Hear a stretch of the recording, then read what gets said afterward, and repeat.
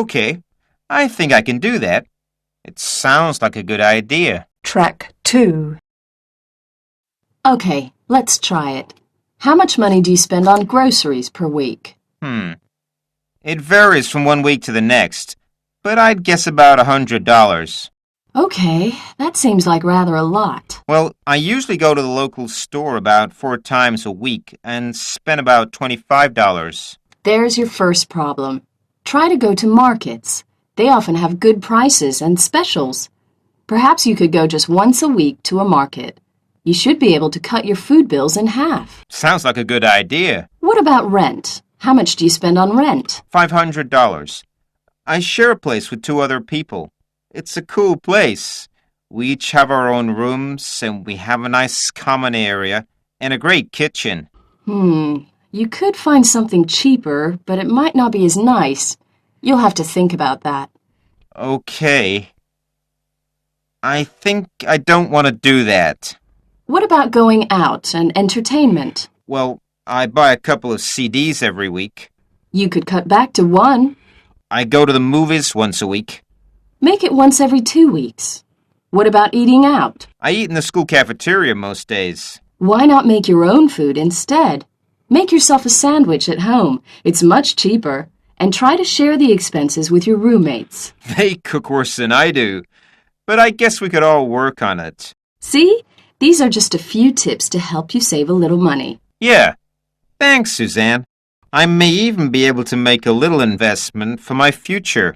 That's a good idea. You're never too young to start thinking about an investment. Perhaps we can talk about that sometime soon. Track 3. So this woman gets on a bus for the start of a long journey from Paris to London. She soon finds out that the man she's sitting next to is a talker. He just won't shut up. And she just wants to sleep for the whole journey, so she's a bit disappointed. The guy keeps asking her questions. And then, to make matters worse, he turns to her and asks her if she'd like to play a game. She says no thank you as politely as she can and closes her eyes to go to sleep, hoping he'll get the message. Track 4. To make matters worse, he turns to her and asks her if she'd like to play a game. She says no thank you as politely as she can and closes her eyes to go to sleep, hoping he'll get the message. But the man is not put off easily and he insists, saying that the game will be fun and that it's very easy. Even though she couldn't care less, he tells her the rules. I'll ask you a question, and if you don't know the answer, you have to pay me £5. And then you'll ask me a question, and if I don't know the answer, I have to pay you £5. The woman can't believe her bad luck. This is the last thing she wants to do. So again she says that she's not interested, and turns away from him to try to get to sleep. The man is getting more and more frustrated, and desperate to play by this time. So he decides to change the rules to see if that will tempt her. OK, he says. If you don't know the answer, you only have to pay me £1, and if I don't know the answer, I'll pay you £20. So, the woman analyses the situation and comes to the conclusion that the only way to get some sleep is to play this ridiculous game. So she finally agrees to the game. So, as you can imagine, the man is all keen when he asks the first question.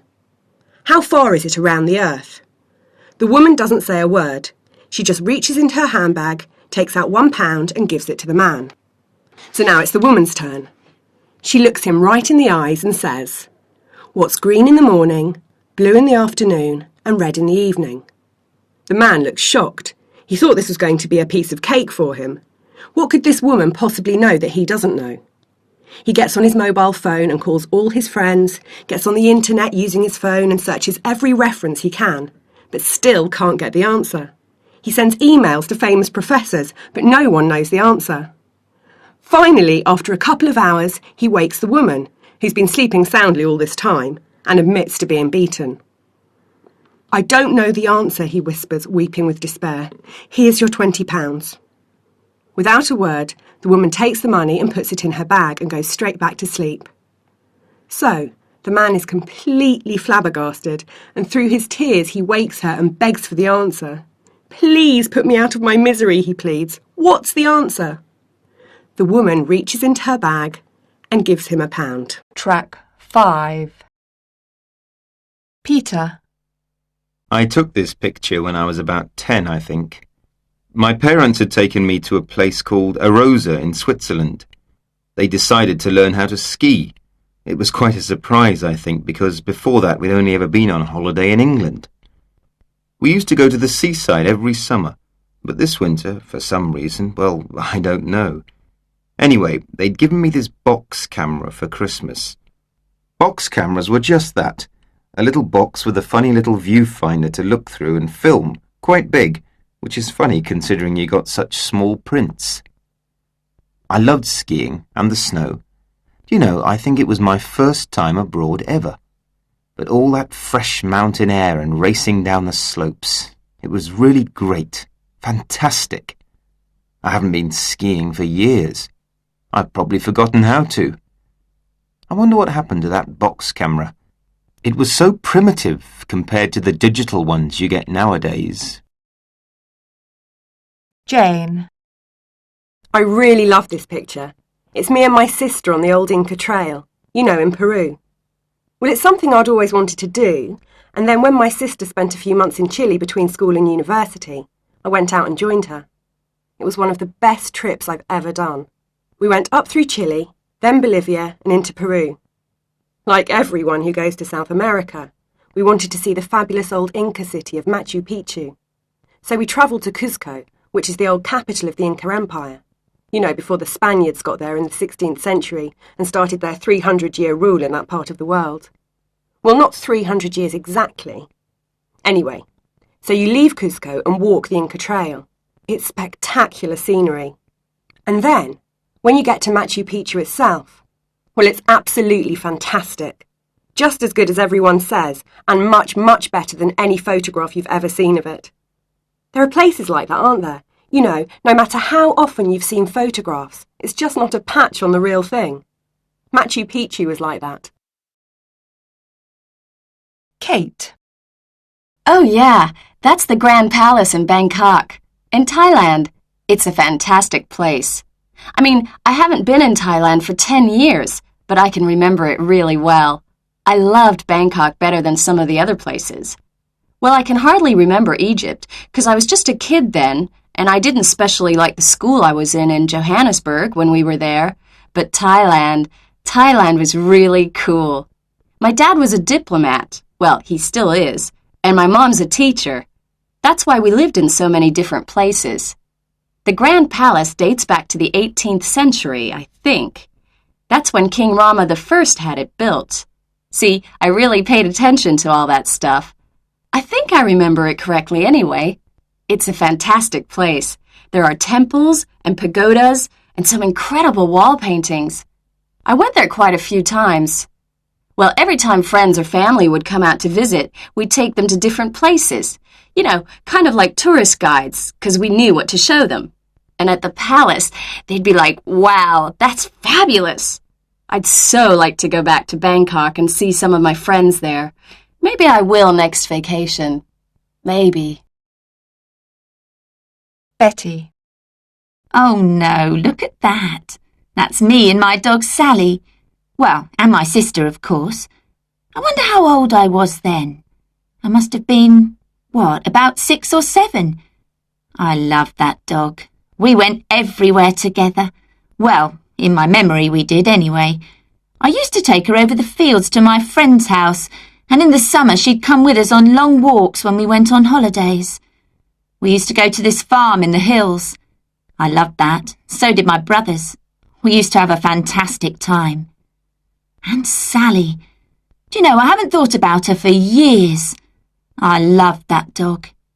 And then, when I was about 11, they sent me away to school and the dog passed away. I was heartbroken. It was so difficult being young back then. A lot easier now, I can tell you. Track 6. Why are you called Hag? Because my surname is Hargreaves, Ian James Hargreaves, and when I was 6 or 7 at school, from Hargreaves you got Haggis, Hargreaves, Haggis, which was shortened to Hag. Simple as that, and I kept it, so I don't like Ian. And you've been Hag ever since? I've been Hag ever since. Well, when I went to college I had to carry it with me, of course, because people started calling me Ian. And I hated being called Ian because the only people that called me Ian were teachers or parents. And Hag then became your professional name It as did. well.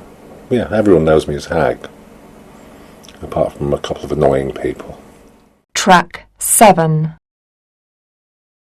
I suppose, broadly speaking, I'm an illustrative photographer in that I illustrate ideas by putting images together, by putting, several negatives into the same picture, usually to make a coherent image rather than an abstract image, although I have been working with abstract ideas recently. Can you give an example in words of the kind of thing you're talking about? Well, the one that immediately comes to mind is a storm in a teacup, which is exactly what it says it is. It's a storm in a teacup, but of course the storm in the teacup is actually a storm that's put in the teacup, and the teacup's surrounded by a storm, so this makes a storm in a teacup. And this is a number of different photographs blended into one. Yes, 5, I think. 4 or 5. It's done in the darkroom. I have got 8 enlargers. It's like having a multi-track recording studio, if you like. I've got 8 enlargers, put a negative in each enlarger, and print the bit of the negative you need onto the same piece of paper, and then move to the next enlarger and print the next bit you want onto that same piece of paper. So you end up with an image that's all the elements are printed from the original negative. There's no copying involved or anything. It's just a question of masking it right, so they fit together perfectly. You make it sound very simple, but it isn't simple at all, is it? No, it isn't simple at all. It's just, you have to be patient. You have to understand a few things. Who likes your combination pictures? I don't know. People like them. I've sold hundreds and thousands of pictures throughout the world in posters and postcards and things, and people have bought those with their own money. It's not like an art director in an agency that thinks, well, I want to employ this trendy photographer.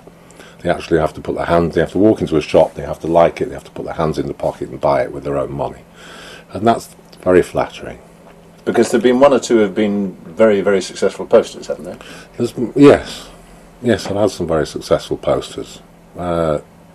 Unfortunately, the most successful one I don't really like, it just being a dolphin picture. Some dolphins leaping out of the water that was made into all sorts of things, like duvet covers and pillowcase sets, watches, clocks, jigsaw puzzle. There are other things, apart from, of course, posters and cards and postcards. Yes, that kept me alive for a few years. Track 8. When I moved 4 years ago and built a new darkroom, which took me all summer and was a terrible struggle, people would say to me, Hag, why are you bothering building a darkroom? Do it on the computer. My answer was, well, there's 2 answers. Firstly, I'm not Hag without a darkroom. I have to have a darkroom. It doesn't matter whether I use it or not, but it has to be there. I don't feel whole without it. The second answer, these questions had often come up while sitting in a restaurant eating a meal in candlelight. Now, when were candles redundant? When were they obsolete technologically? 200 years ago? And there we are, we're still sitting around a table eating meals with candlelight because it's nice, because they have a certain quality that you cannot get anywhere else except by a naked flame. And that live flame on the table has a certain essence that you do not get from a light bulb. So we use the technologies, we use the tools for the qualities they have. A computer does not produce an original handmade print that's printed from each element onto that piece of paper. Now people will pay for that rather than buying a digital file that's been created on a computer and then printed. No matter how well, it is not the same thing. It is a reproduction of a digital file. So film isn't going to go away? No. Track 9.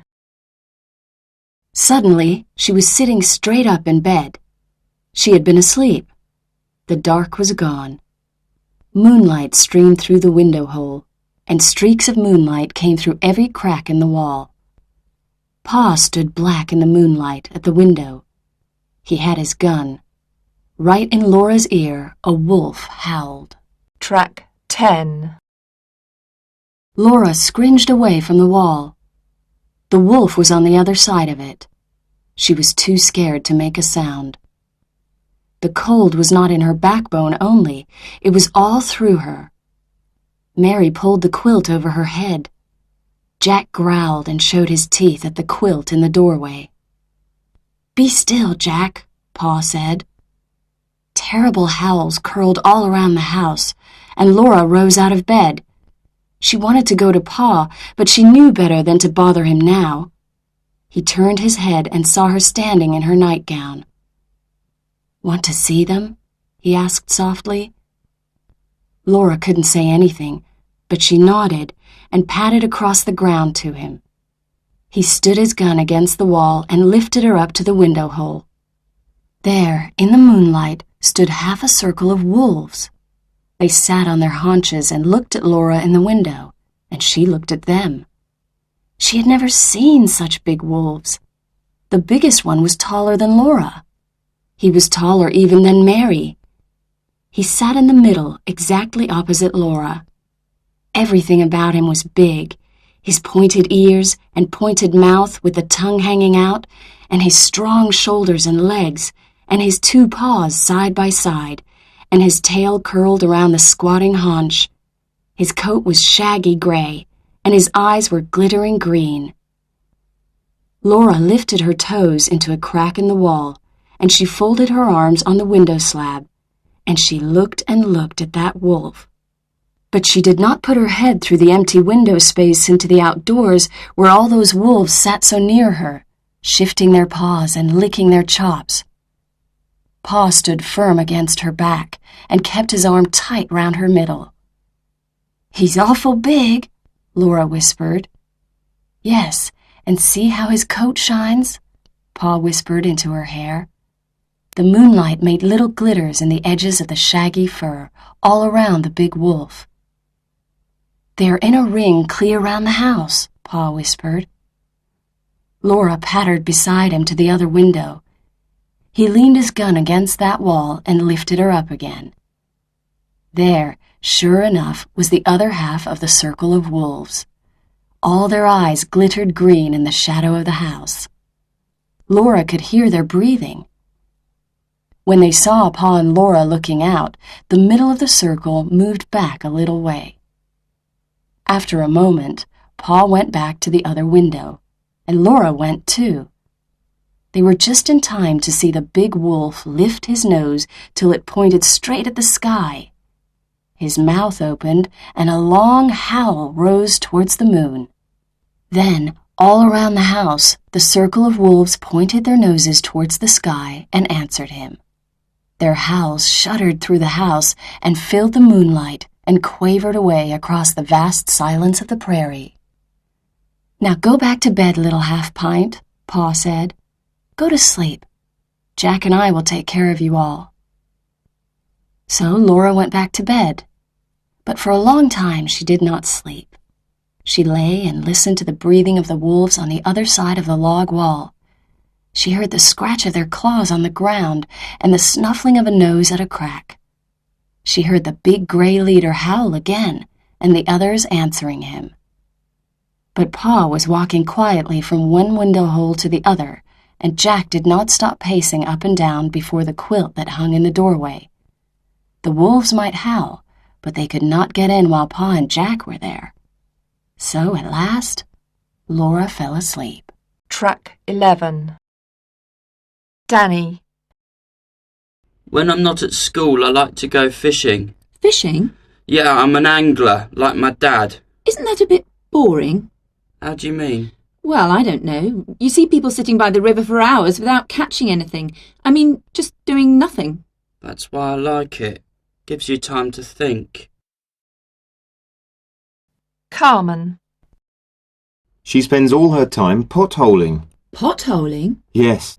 I call it crawling through underground caves on your hands and knees. Isn't that dangerous? Well, I think it is, and I begged her to stop, but she says she can't. She's obsessed by it, and that's the truth. It's not that dangerous. People do get trapped, though, don't they? Well, yes, but I've been potholing for 10 years now, and I've never had any trouble. Jack.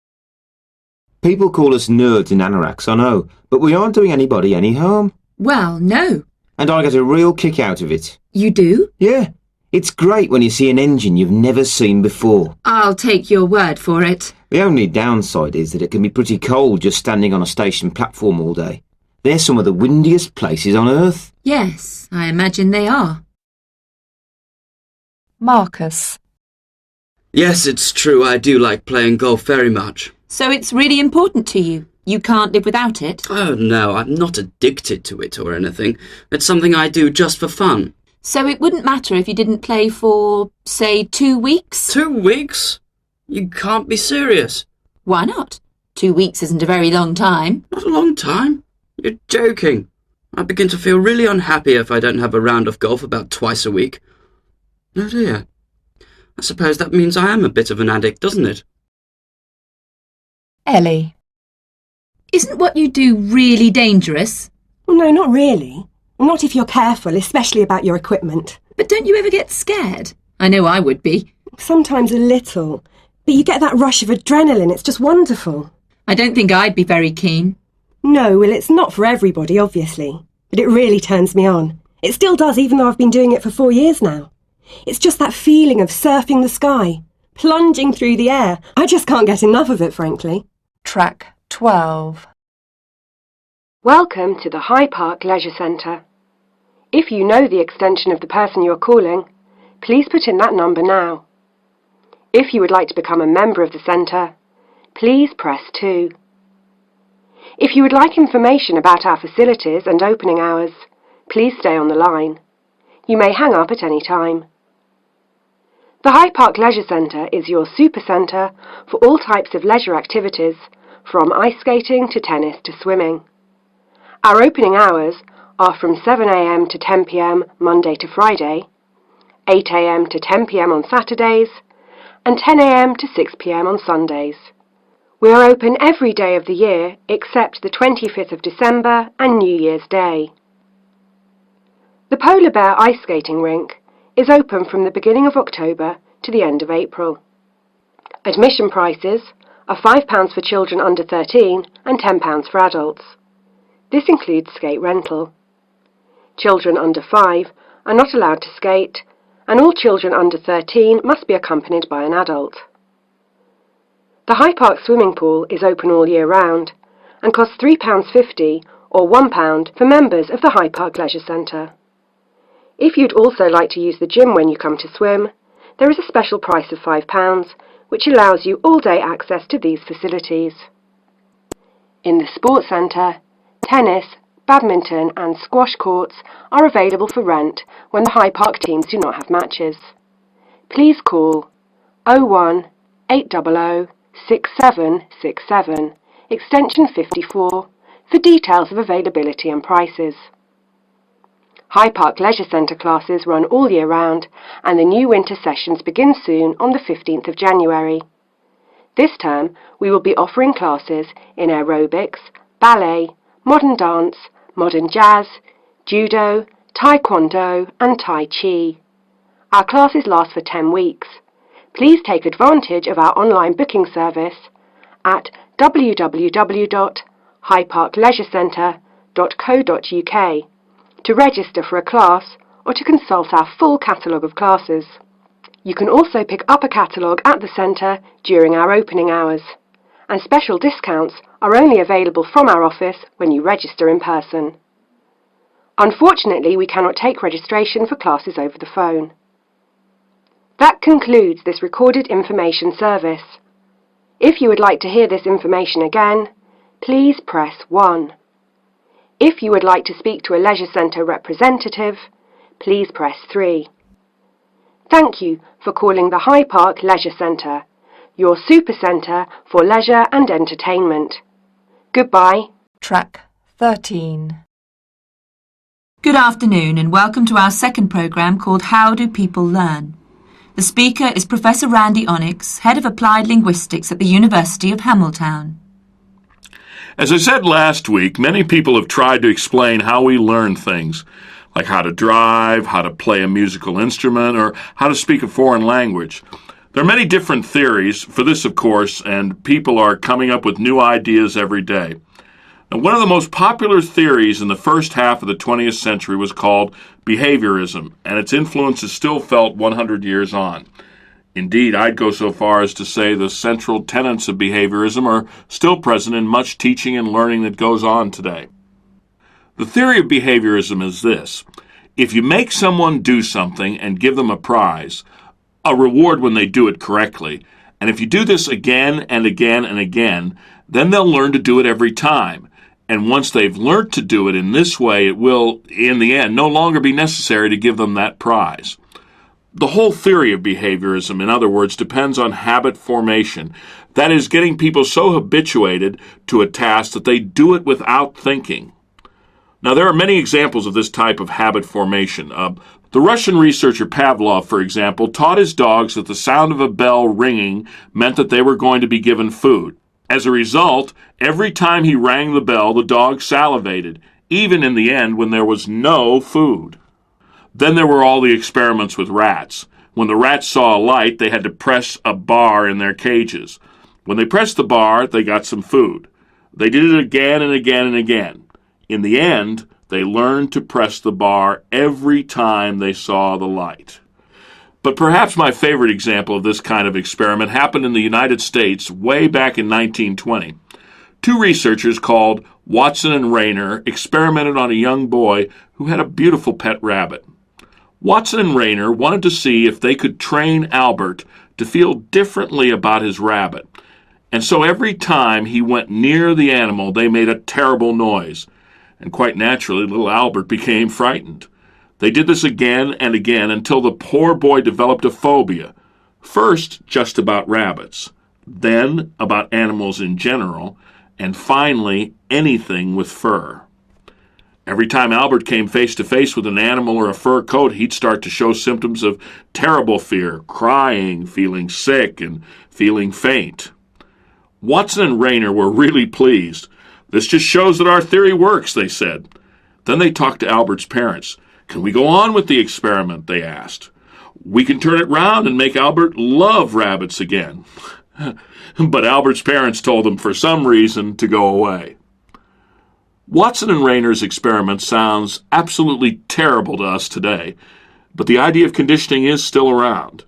If people do the same thing enough times and get continual encouragement or discouragement, the doing of it will become automatic. They will be able to do it without thinking. Not all learning is the result of conditioning, though. Other researchers have said that intelligence and creativity matter too. But that's the subject of my next talk. Until then, goodbye. Track 14. Do you believe in the paranormal? You know, fortune-telling, astrology, past lives, etc.? I used to, but that was before I listened to Ray Hyman talking about it. Who's he? He's an American professor at some university in the USA. I read an interview with him on the internet. So you don't believe in that stuff now? Not really, no. I mean, this Hyman guy started reading palms when he was a teenager, and people really liked it. They believed what he had to tell them. But then one day, just for fun, he read this woman's palm upside down, backwards. And the thing was, the woman was more convinced than ever that he was telling her really fantastic things about her life and her future. I mean, it wouldn't have mattered whether he'd used palms, cards, crystal balls, or tea leaves. All he had to do was make it up. Oh, come on. You're not saying all that is complete rubbish. Why not? Look, do you believe the stuff in the papers about your stars? You know, whether you're a Taurus or a Scorpio or Aquarius or Pisces? Well, yes. I read my stars all the time. But why? It's all junk. Look, I could write you your horoscope now. Let's see. You are a person who longs to be happy, but sometimes you're sad. You like to shine in conversation, but sometimes it's difficult for you.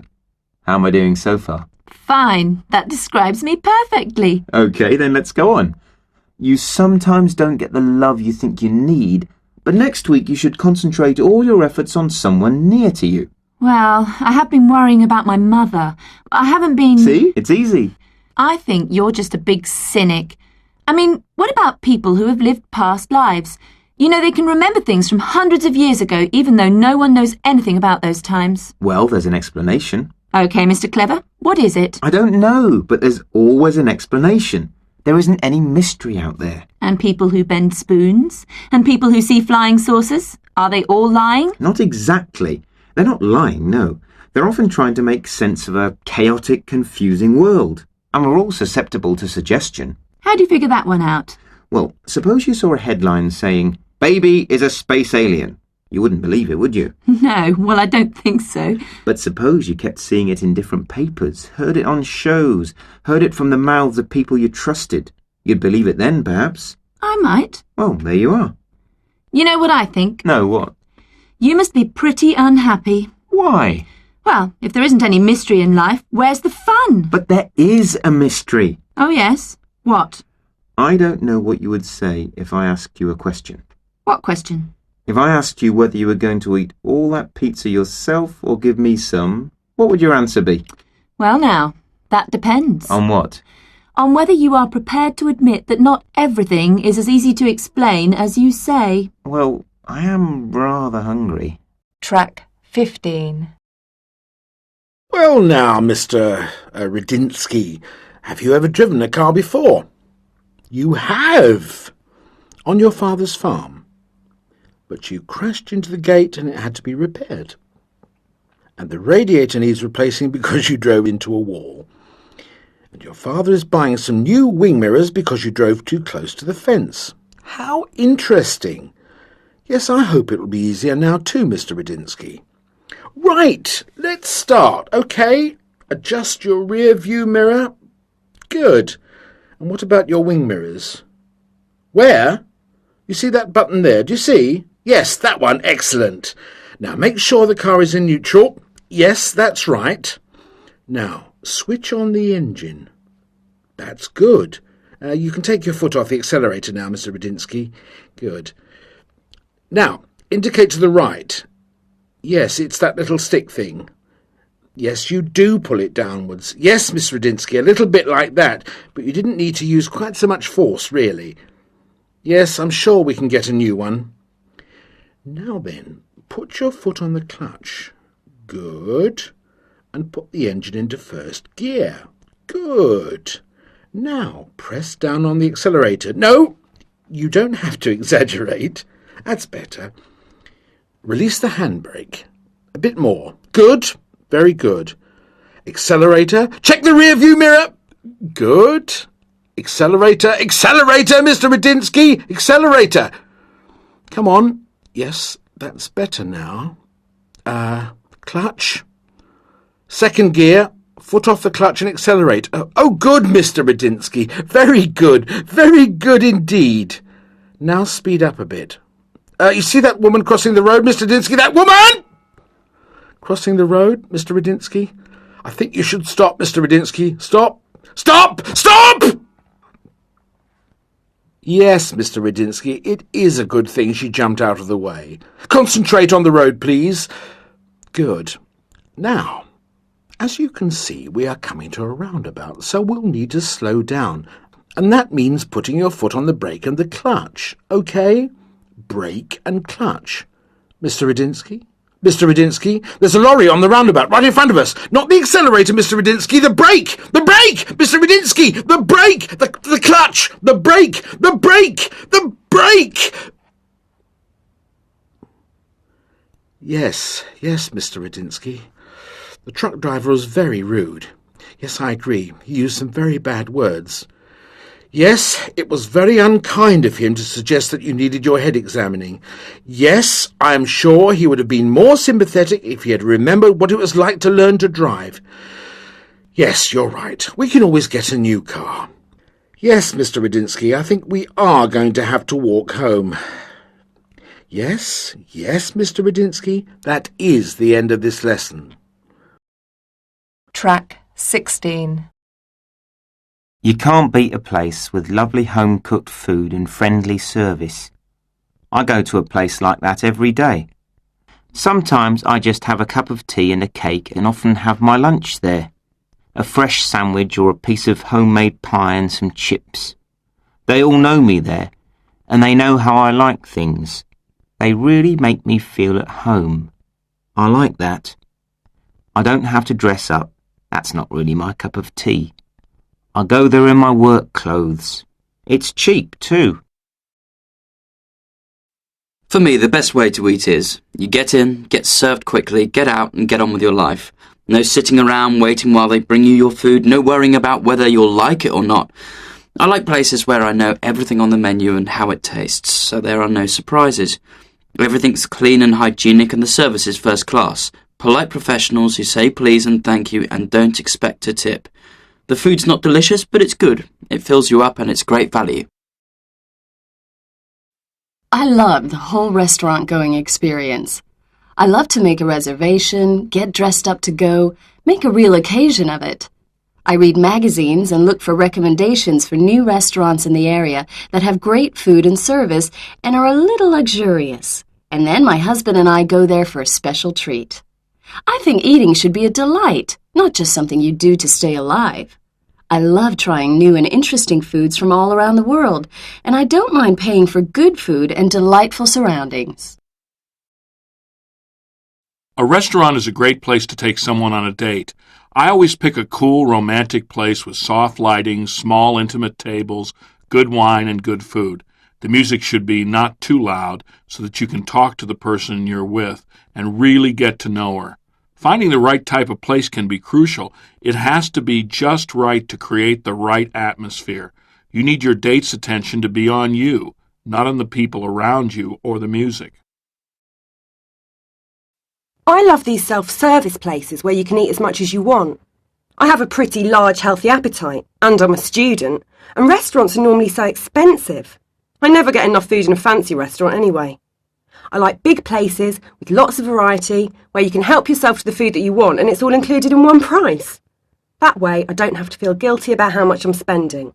I'm actually saving money by eating more. I don't care if there's no imported caviar. I like plain food that's not spicy but nice and fresh. Track 18. Diana is from Hyderabad in southern India. Her parents split up when she was 13, and from the age of 14 she moved around taking various jobs, and at the age of 18 she went to try and find work in Mumbai, then called Bombay. I had 250 rupees in my pocket. Now 250 rupees is the equivalent of about £4. And the person who was a family friend who was supposed to meet me at the station wasn't there. And then I went knocking from one door to the other looking for accommodation.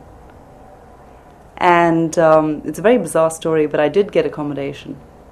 Someone sent me to somebody else and they said, like you call them bedsits here, in India you call them paying guests. And they said, oh, so-and-so person keeps paying guests, go there. And I got sent from one place to the other off this main road. And I knocked on this lady's door and my watch said 7:30. And she opened the door and I said, look, someone told me, can't remember where down the line, someone said you keep, paying guests. And she said, no, I don't, not anymore. I've stopped for the last 3 years. And then I heard the English news in the background. Now, the English news is from 9:30 to 9:45. And I said, is that the English news? She said, yes. And what is a young girl like you doing on your own on the streets at this time? And I said, but it can't be because the English news is at 9:30. She said, yes, it's 9:45. And I showed her my watch and it stopped at 7:30. And she said, come inside. She was a Pakistani woman. She was married to an Englishman. She said, come inside. She says, my hair's standing and I just think God has sent you to me. And she took me in. She said, bring all your stuff and come tomorrow. And go and get a job. When you get a job, then you can start paying me. So it's just everything. I believe that everything you try to do, if you put yourself out there and give it your all, you will achieve it. I think it's very important that you look back and you connect with those experiences and you remember them as clearly as yesterday. Because if not, the superficial nonsense that goes on in your life like today can very easily take over you and you can lose perspective. Track 19. I think it's very important that you look back and you connect with those experiences and you remember them as clearly as yesterday. Because if not, the superficial nonsense that goes on in your life like today can very easily take over you and you can lose perspective. But Diana didn't lose perspective. After a succession of jobs, including managing two of India's most famous pop stars, she was entered into the Miss India beauty competition and she won it. Next, she found herself representing her country in the Miss World competition, something that must have been quite daunting for the 23-year-old. Your biggest fear is I shouldn't trip, and because you've got these really high heels and these long, long gowns, and you've got all these steps that you're walking up and down, and it's live on television, you've got thousands of people watching by millions. It is huge. Everybody watches it. You have more people watching that in India than you'd have them watching the Wimbledon finals or something, you know, or the Olympic Games or something. Yeah. And your biggest fear is I should not go blank because you asked questions on stage. And yeah, you can just freeze. But Diana didn't freeze. In front of a huge worldwide audience, she heard a voice announce that Miss India, Diana Hayden, was the new Miss World. Ooh, you feel numb. It's a saturation point. It's too much for you to digest that your grin is stuck on your face. It was stuck on my face for weeks. I would position that crown in such a way that as soon as I opened my eyes, I would see my crown. I did that for weeks. It was such a great feeling. You're just grinning and you are just numb. If that's what euphoria is, you know. You can't speak very clearly. You speak, but you're just so excited you're tripping over your own words. And immediately there was a press conference on stage itself. And it's like, ooh, ooh, ooh. Because you go from being nobody, a regular person. That's not fair, it's not a nobody. You go from being a regular person to being in every newspaper around the world. And everyone knows. It went from going in a bus with 87 other girls to, and Miss World 1997 is Miss India, to a stretch limousine with bodyguards where the heads of the company moved out of the presidential suite and I took over, and chaperones, and that's what it was right since then. You sit in the cockpits for takeoffs and landings, you get treated like a queen, you have private planes and all these flights and the red carpet, and it's just lights, camera, action. Track 20. Are you ready to do your duty for Rome? Yes, Father.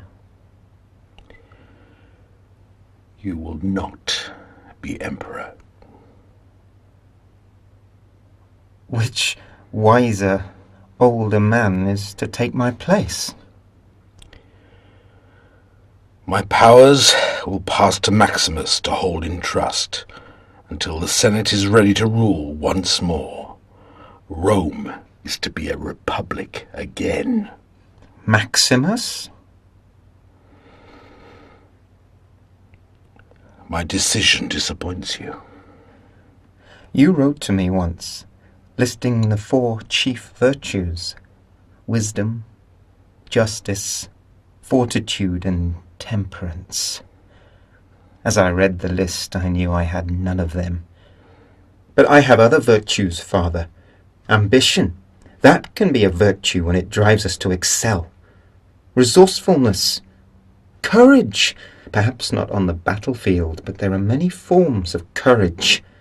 Devotion to my family, to you. But none of my virtues were on your list. Even then, it was as if you didn't want me for your son. Oh, Commodus, you go too far. I searched the faces of the gods for ways to please you, to make you proud. One kind word, one full hug while you pressed me to your chest and held me tight would have been like the sun on my heart for 1,000 years. What is it in me you hate so much? All I ever wanted was to live up to you. Caesar. Father. Commodus.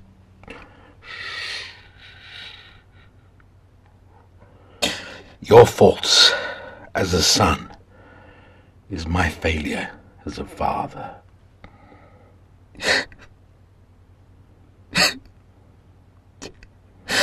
Father, I would butcher the whole world if you would only love me.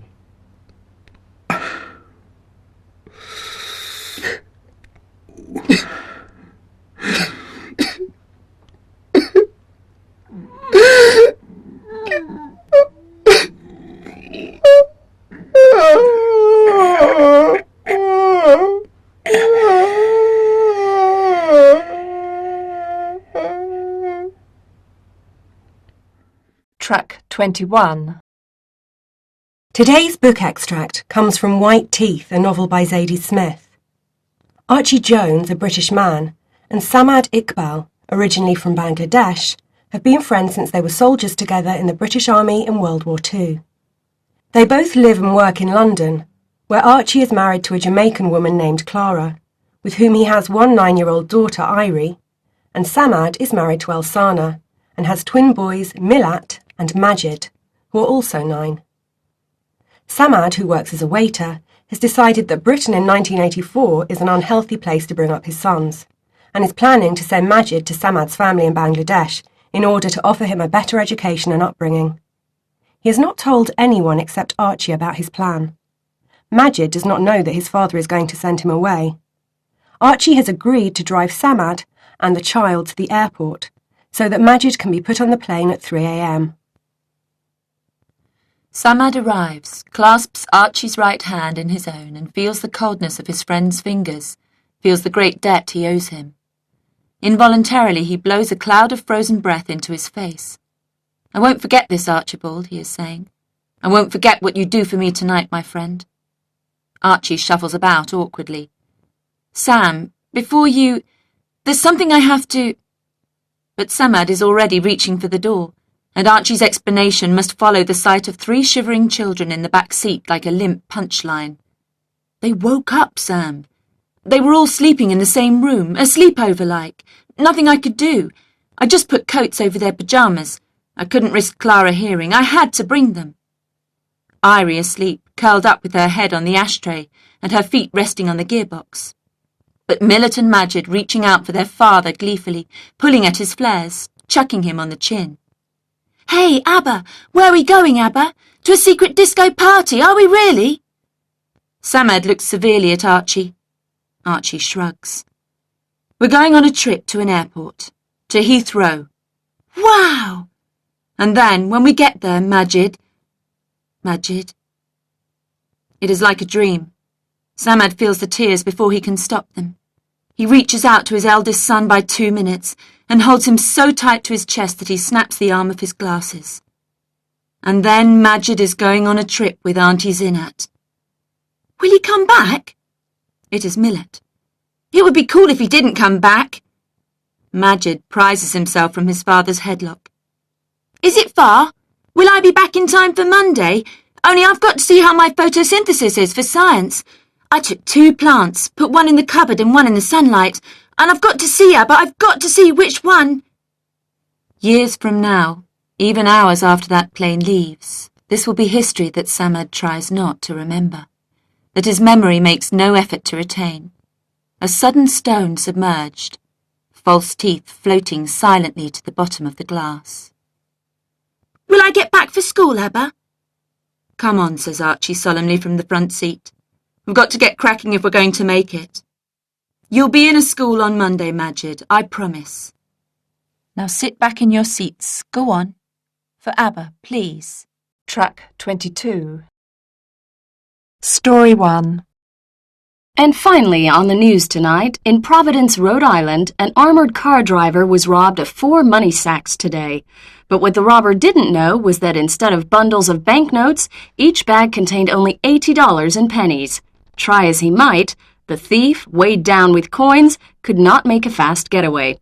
Police easily caught the man, David Posman, 33, as he tried to run away with the bags, which weighed 30 pounds each. Story 2. In London today, a very unusual story of the perfect crime that went wrong, the bank robbery that failed. Everything seemed to be just right. The timing had been planned to the minute. The escape route was ready. Even the hiding place for the money had been carefully prepared. The getaway driver had been hand-picked as someone who could be trusted.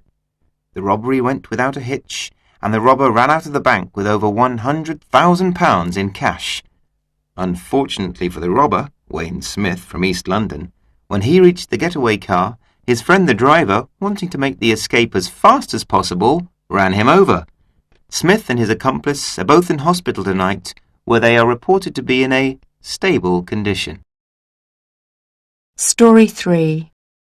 Some news from San Antonio that shows you have to be careful what you ask for. Brian Tilbury was convicted of burglary after entering a home and stealing a TV and stereo last month. In court today, the judge sentenced Tilbury to 7 years in prison. According to witnesses at the court, this appeared to upset Tilbury, and he proceeded to beg the judge not to sentence him to 7 years, as 7 was his unlucky number. The judge heard his request and agreed to help the man. He sentenced him to 8 years. Tilbury's lawyers have vowed to appeal the decision. Story 4. Some crime news from across the Atlantic. In Florida today, Renero Torres Jr. was finally prosecuted after going to court for a 3rd time. The first 2 times he had been found not guilty of the charges of shoplifting from a local store and had gone free.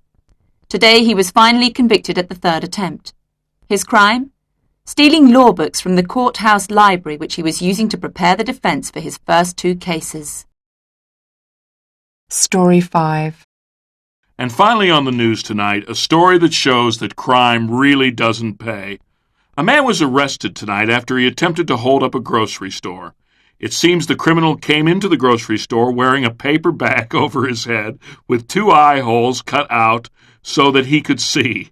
In the course of the robbery, the eye holes shifted, and he found that he was no longer able to see what he was doing or what anyone else was doing. When the robber tried to move the bag back so he could continue with the robbery, the bag opened completely and the sales clerk was able to see the man's face. The clerk recognized him as a regular customer and called the police immediately after the thief made his getaway, without taking anything. The man was arrested soon after and will appear in court next week charged with attempted robbery. That's all we have time for this evening, but we'll be back at 10 o'clock with a local news update. Track 23. Jan Blake is a storyteller. Not just the kind of person who comes into work or school and tells you what happened to them the night before, but a professional storyteller who stands up in front of large audiences of children and adults and tells traditional stories, some from her own Jamaican background, some from Britain where she was born and brought up, and others from around the world. She performs stories and gets audiences to participate by shouting out, clapping and responding. What are stories for? I think stories, this is my personal opinion, this isn't kind of a tried and tested theory, but my personal opinion is that when someone tells a story, in that arena, at the moment that the story is being told, everything about being human is accepted. Yeah? The good, the bad. Every single experience of being human is in that room with everybody, and it's almost, there's no judgment of what it means to be a human being in that moment. Does that make sense? So what the audience gets from it, I think, is that a mirror is held up, and I say to the audience, this is us. Aren't we great, or aren't we stupid, or aren't we fascinating, or aren't we vengeful, or aren't we wonderful lovers, or aren't we... The whole gamut of human experience can be found in a story, I think. And I think that there's something very fundamental that I can't put my finger on and say what it is, but it happens when stories are told. The visualizing of the story, the sound of the storyteller's voice, the contact with the audience, the asides, if you like, the recognition of the human condition, all of those things are in the room with you when you tell a story, when you hear a story. And I think that's what the audience gets out of it. The opportunity to delve deep into your own consciousness, your own subconscious, your own imagination, and experience something universal. I think that's what happens when you hear a story. That's what happens when I tell a story. Track 24. Jan, who was born and brought up in Manchester in the United Kingdom, didn't start as a storyteller. At the age of 19, she joined a travelling theatre group. And it was when she was working in a show in London some years later that she met the Ghanaian actress Eno Saucy, who suggested that she should audition for a storytelling group called Common Law. And I said, oh, where can you earn some decent money then? And she said, oh, as a storyteller. So I said, oh, yeah, what's that? And she said, oh, well, I'm a storyteller, and I think you'd be really good. I think you should come along to Common Law and you should audition. You have to bring a story from your own tradition, a game from your own tradition, and a song from your own tradition. So my mum had sang me songs and taught me games when I was a child, so I had that. I had to go and find a story. I didn't have any stories on hand, so I went and bought a book by Philip Sherlock, West Indian Folk Tales, and I found a story called Why Cat and Dog Are No Longer Friends. And I read that and read it and read it and read it and read it, and I haven't told that story since. I have to say, I haven't told that story for 20 years. It'd be interesting to tell it again now, after all this time. But I read it and read it and read it, and I knew that I couldn't learn the whole story word for word. There was no way that's going to be possible, so I just had to simply tell it. So I went along to this space in Brixton and met the rest of Common Law, and they said, okay, can you tell us your story? And I sat there and I opened my mouth and out came this story. And I was really surprised because I'd never told it to anybody. It just came out and it worked, and I could see on their faces that it was working for them as well as working for me. And from that moment, I haven't looked back. I have not wanted to do anything else but tell stories since that moment. Track 25. Jan Blake's storytelling performances are electrifying. The Swedish story expert Elf Ardstrom calls her the British-Jamaican storytelling volcano. Sometimes, though, she finds herself in awkward situations, like the time a couple of years ago when she was booked to appear at the Spitalfields Theatre in London, often called the Spits. I work sometimes with a percussionist called Crispin Robinson, and he's notoriously late. And the person who had booked the session was late. And I was at the Spits on my own, and Crispin turned up 5 minutes before we were supposed to go on, and 2 of the stories he'd never heard me tell before. So he had to play to these 2 stories, and one of the stories had a song in that needed harmonies, and he had to sing them because the story had to work with these. And I'm very demanding like that, I think. But the fact is that when I work with Crispin, I can do that. So 5 minutes before, he turned up and he was like, oh God, my brain and the traffic's awful, and just let me lie here for 5 minutes. And I said, we're on in 5 minutes. He said, yeah, just give me 5 minutes. So as he lay on the ground, I just said, okay, there's 2 of the stories you haven't heard. This is one of them. It's about a hunter. This happens. And I kind of went through the sequence of events, and I said, we're going to need dramatic drumming here. We're going to need running drumming here. We're going to need, kind of a lyrical moving here. That's what we're going to need. And then the other story, it's a Jamaican story. This is a song. I sang it to him and I said, give me some harmonies. He gave me the harmonies straight away. And then, boom, we had to go on and do the story. And it was the best storytelling. It's because we were on the edge of our creativity, risk. Yeah, we couldn't fail.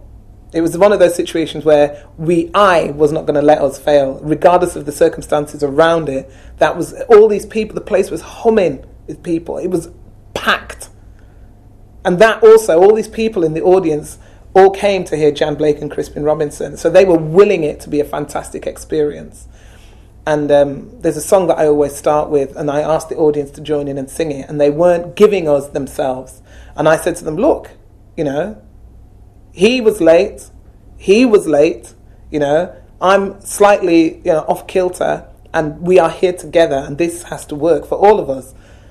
So we worked, sang the song, the harmonies were fantastic, the storytelling was great. And it's the first time I've experienced storytelling where it's as though we're not actually in the room. We left the room and we were in a different space altogether. All of us were in a completely different space together.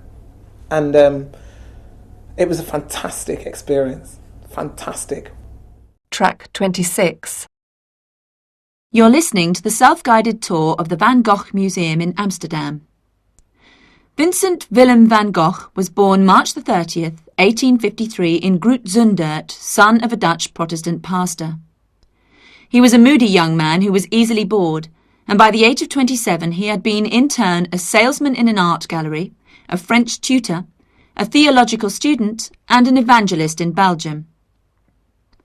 In 1886, Van Gogh went to Paris to live with his brother Theo van Gogh, an art dealer, and became familiar with the new art movements developing at the time. Here, Van Gogh began to experiment with the modern techniques that were popular at the time. In 1888, Van Gogh left Paris for southern France, where he painted scenes of the fields, the peasants, and lives typical of the people who lived in the countryside. During this period, living at Arles, he began to use the swirling brushstrokes and intense yellows, greens and blues associated with some of his most famous paintings, such as Bedroom at Arles and Starry Night. In his enthusiasm, he persuaded the painter Paul Gauguin, whom he had met earlier in Paris, to join him. After less than 2 months, they began to have violent disagreements, culminating in a quarrel in which Van Gogh wildly threatened Gauguin with a razor. That same night, in a fit of deep remorse brought on by his many mental problems, Van Gogh cut off part of his own ear. For a time he was in a hospital at Arles.